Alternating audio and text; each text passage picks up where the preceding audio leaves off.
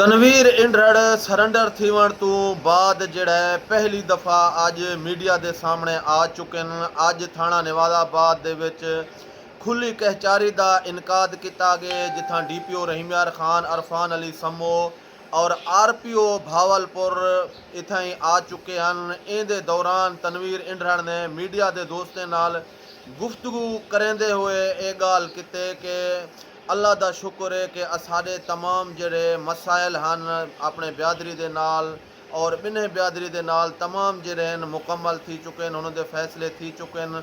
और मैं आखे शुक्रिया करेंदा RPO साहब का और DPO रहीमयार खान का कि असाकू सरेंडर पॉलिसी दे ते अज जिहड़ा मेरे बाल भी स्कूल पढ़ते पेन और जिहड़ा जान मोहम्मद इंद्रड़ हा उहदे बाल भी जिहड़ा बेटा है वह भी स्कूल दे विच पढ़दा पे।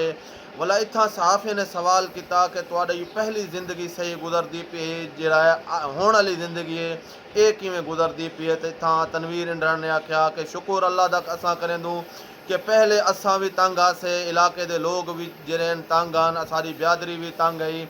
हुण जिहड़ा अल्हम्दुलिल्लाह असां बिल्कुल सारी ये जिहड़ी जिंदगी है जिहड़ा शरीफ शहरी बनते असां अपनी ज़िंदगी गुजरेंदे पियूं, ये सारी ज़िंदगी ज़बरदस्त है। सारे बाल भी अच्छे स्कूल पढ़ते पेन और असां भी अज खुले डुले वधूं घूमते अपने इलाके दे विच। आखे मैं DPO साहब और RPO साहब का एक दफ़ा वाला शुक्रिया अदा करना जिहड़ा असाकू सरेंडर पॉलिसी ने अज जिहड़ा असां अपनी इज्जत के नाल ज़िंदगी गुजरेंदे पियूं जी।